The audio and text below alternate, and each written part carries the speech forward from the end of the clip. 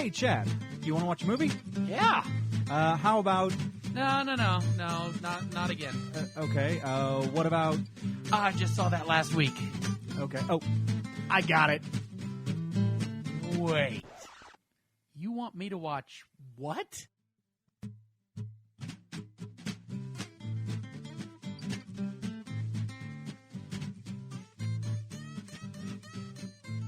So, what'd you think of Black Christmas? I thought you said that Margot Kidder was in this. She is. There was no Margot Kidder in the movie I watched. There's far more, removed eyes and sharpened, candy canes than I think I would like to ever have introduced. Oh, did you watch the 2006 or the 2019 version? 2006. Okay, yeah, I meant the 1976 version. All right, I'll be right back.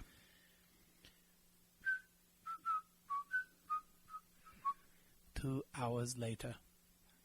Well, that was much better than the one I watched. Oh, good. So, anyway, for those of you just joining us, this is You Want Me to Watch What? Where Chad and I, who have seen literal fives of movies between us. Eventually, we're just going to get down to, this is the first thing we've seen together. Me neither. What's a movie? A film? Film. Film. What is this film you speak of? You mean them moving pictures? It's a talkie. Anyway, Chad and I have seen movies, and sometimes one slips under the other's radar, so we bring movies to each other that the other hasn't seen. It was my turn this week, and I suggested the 1976 version of Black Christmas, starring a young Margot Kidder. So, the movie starts out with an unseen man, well, we assume man, an unseen person. And it's shot like from first-person perspective. Mm-hmm. Creeping around a sorority house, and he kind of makes his way up through the trellis and into the house. Inside the house, the phone rings, and one of the sorority sisters, Jess, answers the phone, and it is an obscene call. They've been getting a lot of these, and they've dubbed this person the Moaner due to what he is saying and doing. The tone of the lack of conversation. The tone of the call abruptly shifts to when he says he's going to kill them. Upset by this, another sorority sister, Claire, walks away and goes upstairs to her bedroom to pack her suitcase. It's Christmas, and everybody's getting ready to go home for the holidays. Unbeknownst to everybody downstairs, Claire is attacked in her room, suffocated with a plastic bag, and we move on. Mm-hmm. The following morning, Claire's father arrives, and he's distraught because she was supposed to meet him at the train station, and she didn't. Mrs. McHenry, the house mother, offers to help look for her, and so do some of the other girls. Jess, later in the day, meets up with her boyfriend, Peter, a musician at the school in the music program, who's very angsty and artistic and slightly better than everybody else. That's the kind of the impression I got. That's certainly the way he plays it. Yeah. Except for the piano. Well, yeah, we'll get to that maybe later. Jess informs Peter that she's pregnant and is going to have an abortion. He does not like this.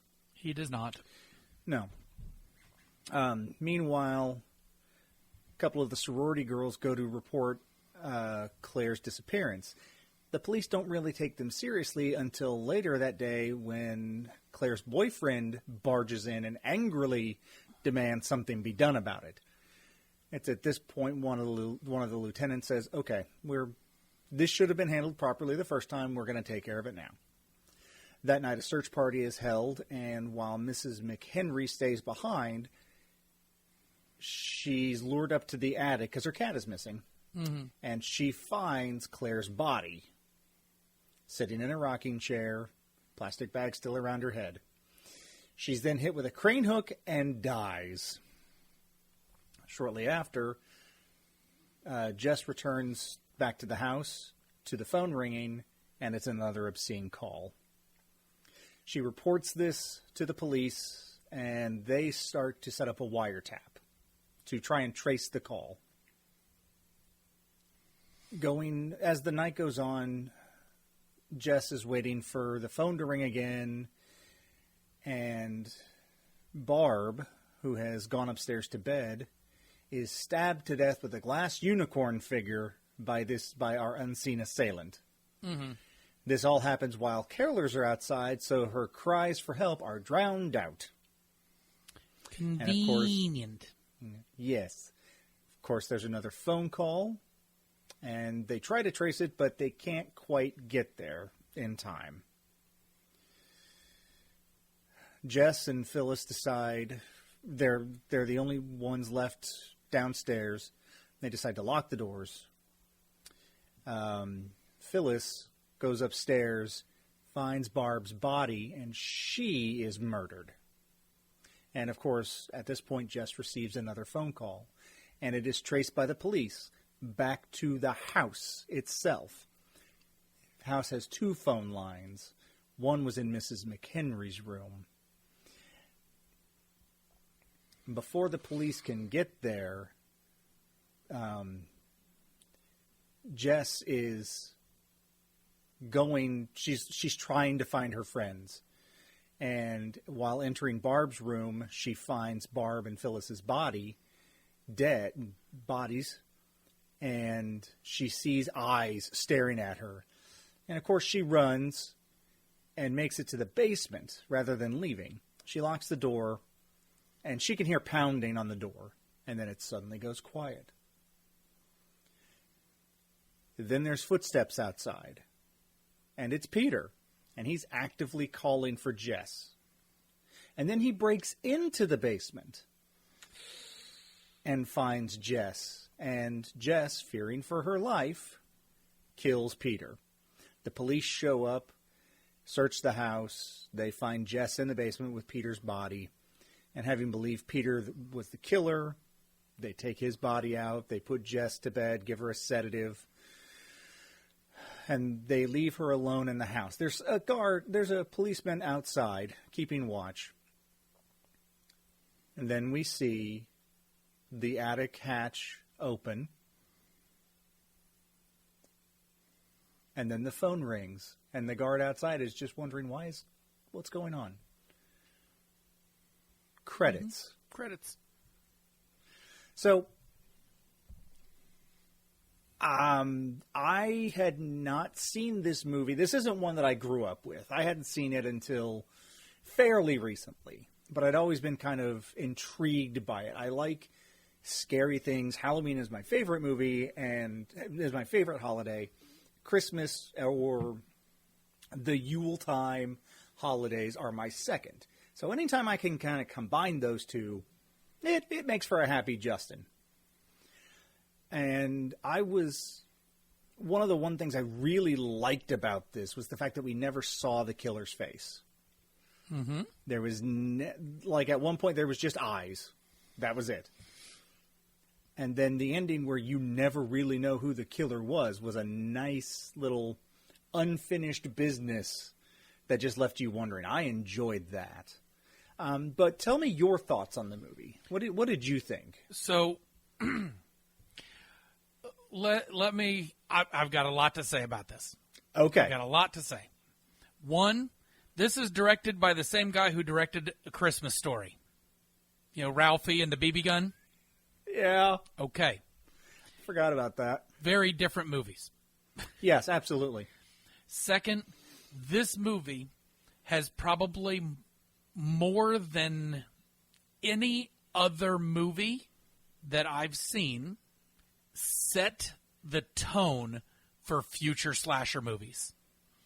Oh, because the only other slasher movie that we would say was a slasher movie that came out before this one, really, was the Texas Chainsaw Massacre. Yeah. Okay? So this came out, 4 years before Halloween. This came out 6 years before Friday the 13th really kind of cemented what the slasher genre was. So you get the stalker with the first-person POV, right? That's this movie. This movie is what did that. Yeah. You know? It's through these creeping shots and moments of voyeurism, and like you said, that one eye is all you see, which is two different actors depending on the scene. Yeah. And so it doesn't give us it just furthers the idea that you don't know who this guy is, this quote unquote Billy, right? Yeah. Because that's how he refers to himself over the phone. Right? We don't know who he is. And if you were to try to describe him based on the very, very little that you see, you would actually get two different faces, which is just wonderful. Next, the final girl archetype, is really played out here with Olivia Hussey. Wow. I had no idea. She was Juliet in Zeffirelli's Romeo and Juliet. She was Mary, mother of Jesus in Jesus of Nazareth. She voiced Talia al Ghul in Superman the Animated Series and Batman Beyond. Right? So, I mean, it's like, wow. Real Olivia Hussey. Huh. That's amazing. Yep. Kind of thing.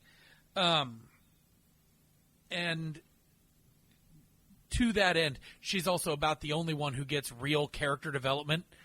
Everybody else gets an attitude. They get a stereotype to play into, although the stereotypes here are much more subtle. So the 2001 that I watched, mistakenly, the stereotypes are very, very strong. You know exactly who the final girl's going to be within the first 10 minutes of the movie. You know who the strong one is. Etc. Mm-hmm. The anonymous killer trope. In the first Friday the 13th, where the whole time you have no idea who it is, and if you only knew all the movies together, that first movie still throws you for a loop. So absolutely. Spoiler for a 44-year-old movie, but I mean that very first movie is the mother of Jason Voorhees, Mrs. Voorhees. Yep. And I did not know that. I knew the quote unquote. I knew the Jason movies, and I was babysitting some kids, and I'd rented the movie because it was nighttime. They went to bed. I'm like, I'm going to watch Friday the 13th, and I watch it. And at the end, and that woman's face comes out, and it's just like, who the heck is this? Then it was Jason from then on. Yeah. It was like, it also shocked me. He didn't get his hockey mask until like movie 3.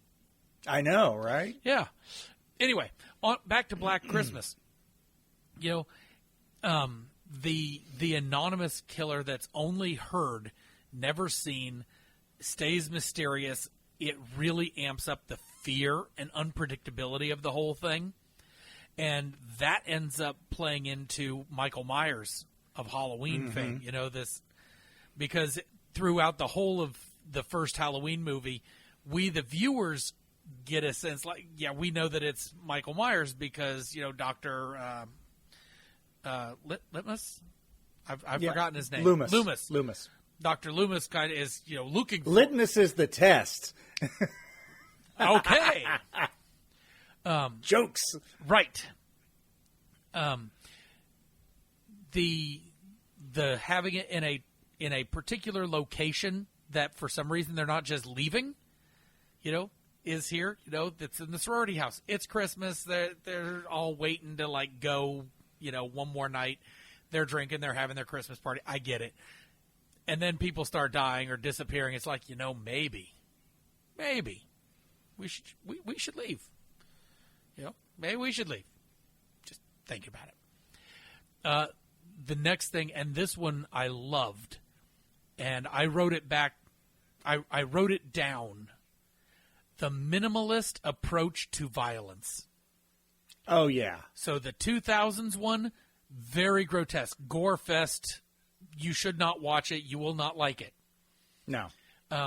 It's a very good example of an early 2000s slasher film. This is better. This is proto-slasher. right? The deaths, you know how they're happening, but there's not a whole lot of camera staying on the death as it's happening. Right. You know, think Psycho. You know, you see the knife come up, but you don't see it plunge in. Or in this case, the glass unicorn horn. Yeah. I think that is the only sequence. Margot Kidder's death. That was the worst of all of them. And it was shot very artistically. Because it goes back and forth between first person and third person with kind of some lens flares and, well, I guess lens flares is the proper term, but kind of fuzziness to the screen so you don't really see what's going on, but you can see what's going on. Close-ups of her face as she's being killed as opposed to wide shots where you see the, you know, it was very well done. Very much so. But that is the worst of all of them. Next bit, atmosphere and tension. Like, if you were to ask me, hey, Chad, how do you describe Black Christmas 1974? I would say tense. Yes. You know, the entire movie has you trapped in this confined space in the sorority house with what looked just to be absurdly narrow doors and the very tiny attic, you know, access hatch. Yep. And all of these things that just like, my God, for such a big house, it looked like the hallways were all too narrow and the doors were too, you know, it's definitely not ADA compliant. No, it is not. But it's also, it heightens that sense of being trapped there. Like the most free you are is when they're having their little Christmas party at the very beginning and they're kind of spread out in the living room, you know? Yeah. Which, again, and I've already mentioned this, you know, with Friday the 13th and so forth, you can see where John Carpenter got some of his ideas.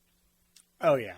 You know, there is no way that anybody could watch Halloween after this, or I'm even going to say vampires after this, without saying, that's a little bit of Black Christmas right there.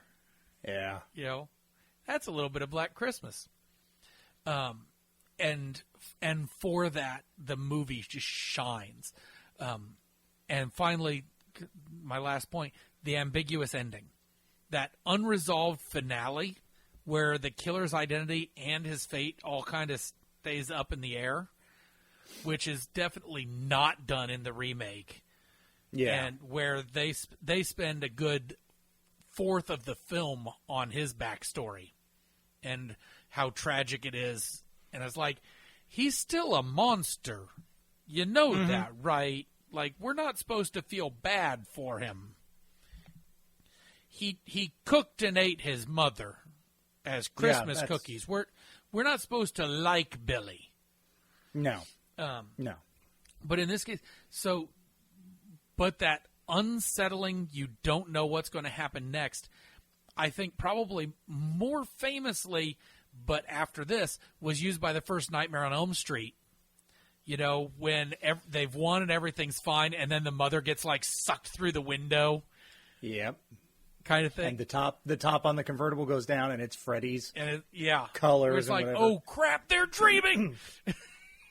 Speaking of Nightmare on Elm Street, John Saxon, who plays the father in Nightmare on Elm Street, and the police chief, is in this movie. Yes, he's the lieutenant. So, ooh. Yes, sir. So, lots and lots of really good things in this. Things that just make so much good sense. And make the movie work as a holiday themed slash film. And I would say that in this case, that it takes place at Christmas is actually important. Mm-hmm. You know, the new one, it doesn't really matter. You know, not really. Here, though, placing it in that time and in that tone where everything is very bright and everything is colorful and doing that, it really, really works. Mm-hmm. You know? So, And you talked about Saxon. I talked about Olivia Hussey. Margot Kidder's in it. She dies. Sad bunny. Yeah. I wanted to go back to Billy for a minute. You said that the few times we saw any facial things was done by two different people. Right. Billy is actually three people in the movie. Oh, is he? Because you got one person. You got two people one person who is specifically a voice on the phone. Oh, and then the you have another sound design on this. I hope my that God, sound yeah. guy got a raise after that. And then you got another person who is like Billy's shadow and also a voice on the phone. So kind of mix and matching that. And then the person who is like the POV for Billy, that's a third person altogether. Huh. I did not know that. You're not even sure how tall Billy is. You're not even sure really what he sounds like. It just you cannot formulate in your mind what Billy is supposed to look like because they've used multiple people. That's so neat. That adds to the I don't know-ness of the whole thing. It's like, who is Billy? What does he look like? What's his deal? We don't know. See, I only knew that Bob Clark was one of them because the director, and I knew that Nick Mancuso was one of them. And Albert Dunk, he was the POV guy. Okay, so he was the other one. Yeah, so you got three people playing one character that you never really see. That's great. That is just, I know. It's just great. It is. So, see it from you? Oh, yeah. Like, it's still a slasher movie, so, be aware. Oh, you know, this is not don't watch it with the kids around. No. But I would say in terms of horror movies and graphicness and whatever, based on approachability alone, it is not that gory and graphic. It is more atmospheric.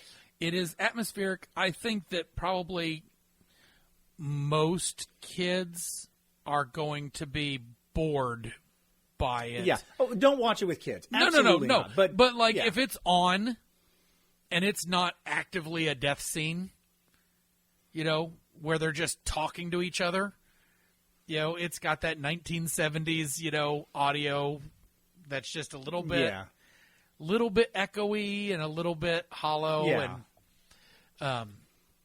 And it works for the movie. It does. But and for it a kid wasn't who's used to huge... 2020 era, sound design and and this was a Canadian film, so it's not like this was a big budget Hollywood film. Oh, I didn't know. So, didn't know it was Canadian. Yeah. But it's still really good. But in terms of if you are horror averse, yes, it's Canadian. It's still good. So all of the kills were in metric. Yes. Huh. Yes. Oh, jeez. I'm going to have to watch it again. But if you're horror averse because you don't like gore or whatever, there's very minimal gore in this, and it is more atmospheric than anything else. So it is a slasher movie, but less on the slasher, more on the thrill aspect of it. It's there to make you uncomfortable, and it does a really good job of it. Yes, it does. So yeah, it's a see. Obviously, it's a see it for me. Right. But yeah, it's like you said, it's a slasher movie. Be aware. But if you like those, if you like it, see it. You owe yourself to see it. And you can skip the remake. Both of them. I couldn't find 2019. That's okay. I've not seen it, and I can already tell you it's not worth it. Oh, okay. So is that it? Yeah, and I think that makes it your turn. So thank you for those of you who are listening on Drop Day for letting us invade your Christmas. Yes. And otherwise, whatever you're celebrating, may it be blissful and joyful. Yes. Happy holidays, everybody, and we will see you next year. Yay! Yay!